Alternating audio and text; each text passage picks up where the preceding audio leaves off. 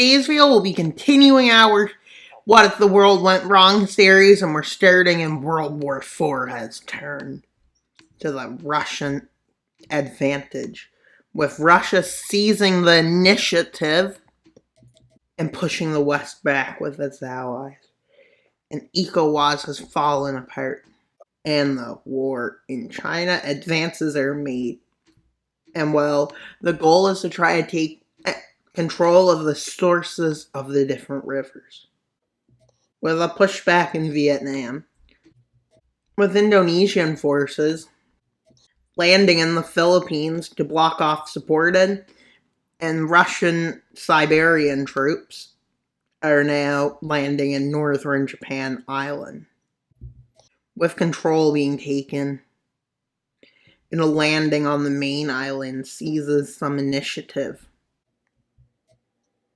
And with Indonesia helping and landing in the southern island and managing to take the initiative.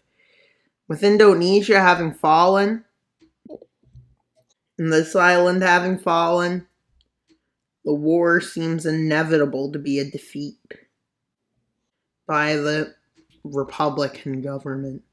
With the landing in Taiwan being a major loss, as now Russia can fully launch a naval blockade with the help of their allies. And they eventually take over the coast. Eventually, after months of fighting like this, they have to capitulate.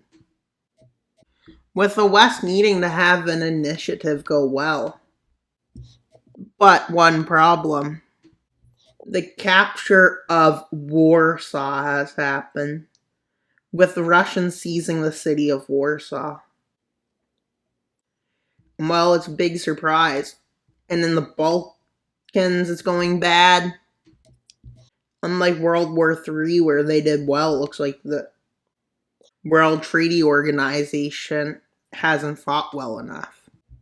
But seeing this as a big deal, they persuade South Africa's Neutral Alliance to join the war, which may have been a good choice. Except for the part that, well, a lot of the continent isn't under their control.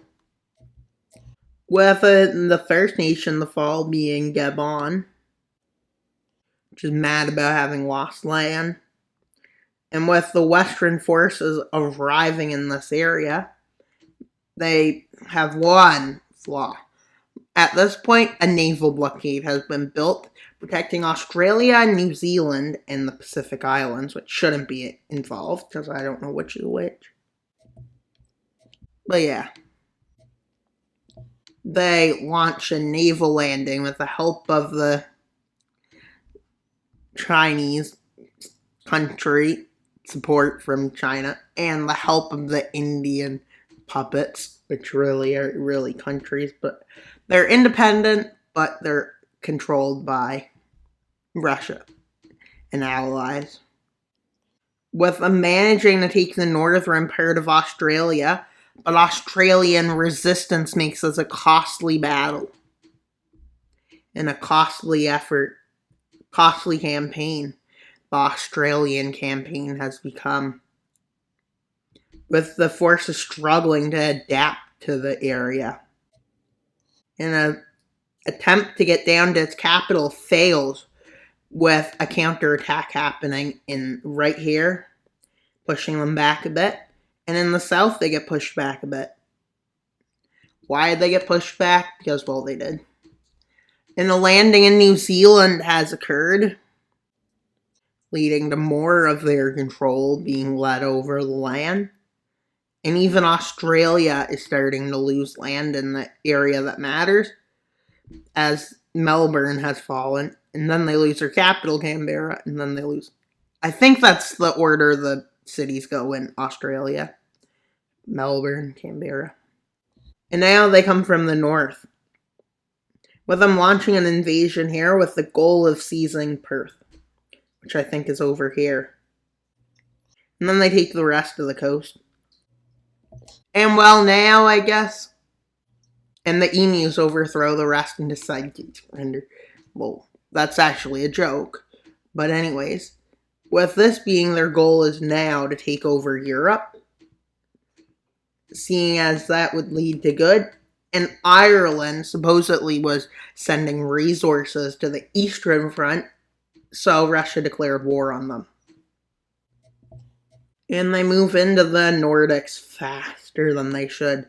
As fast as you can through mountains, they take Gotland. And then they land here. Let's see how the Europe theater goes.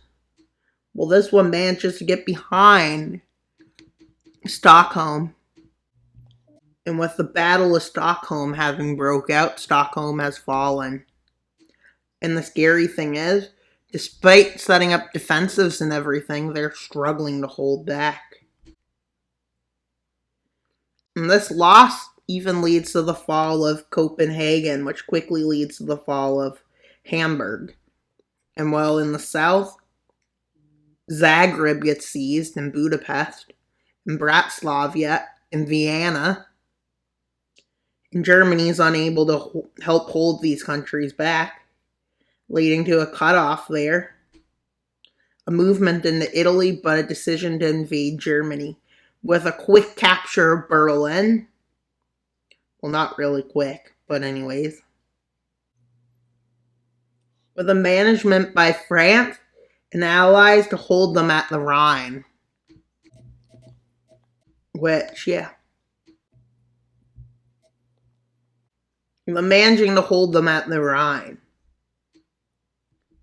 Which is very good, you could say. And hold them at the French border, which is mountainous. So they decide to launch an offensive into southern Italy.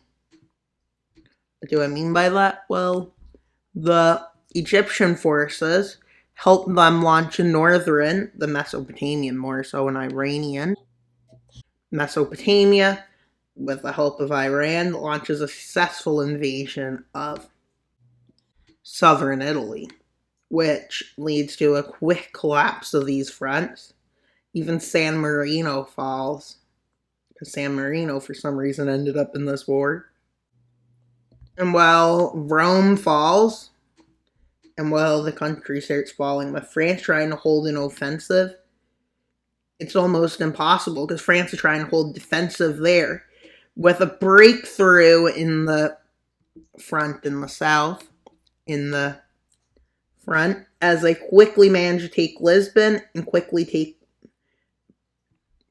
not Barcelona, Madrid, and then they take Barcelona.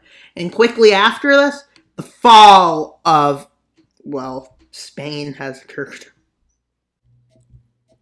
Britain knows this isn't good.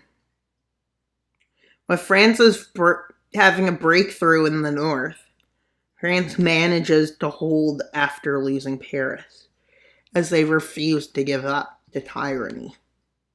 Because they don't want any more jokes about them. With France's country being, like, basically tore apart. With them refusing to give up. With Britain trying to support this so it doesn't actually fall. But with the offensive in the south, South Africa has started to get tired of holding it, their forces, and been holding it too long, and they're running out of resources, and their logistics started failing because they're getting low on resources. And so a major offensive is started by the African allies, not allies, the African enemies, basically, to South Africa. With Madagascar literally falling. With South Africa trying to get more troops and get better supplies, but the West is struggling to supply them as they're trying to hold the rest of Europe together. So unfortunately, became a bad decision to have tried to get these guys to be involved, because now they're losing more nations to tyranny. And while South Africa manages a defensive here, but their defensive fails, with Russia breaking through again. You may think this is a bit crazy of no counter-offensive. Well, this was a fast offensive. But they do manage to launch a last-ditch offensive, which fails badly. And a landing manages to occur here, which leads to the breakthrough of the front, which leads to the collapse of South Africa's alliance. with them eventually managing to land in Iceland and take these islands over. And they even land in Ireland, and they quickly move up and take Dublin, and they move in, and they take Northern Ireland. With Britain being the only one left, they launch a naval invasion, with a naval landing in the north, causing a fall of, like, Scotland and their major cities, like Edinburgh and stuff, and Glasgow. And they're starting to move towards the rest of Britain, with Britain failing to launch an offensive, and its government fleeing to, America, literally. And while they're about to collapse, a capitulation has occurred. And well, let's look at the other place that falls. Well, Japan has a southern offensive too now to deal with. And Japan has a population crisis since the beginning of this series, so it falls. And now it's just the New World left. Can they defend it? Can they bring liberty and democracy to the world? Or will they be forced to live under an autocracy? An authoritarian state, backward state, and what else? And a lot of other things. And that's pretty much all for today's video. Please like, subscribe, and comment. Wild Mapper out, but not until you subscribe. Bye, guys!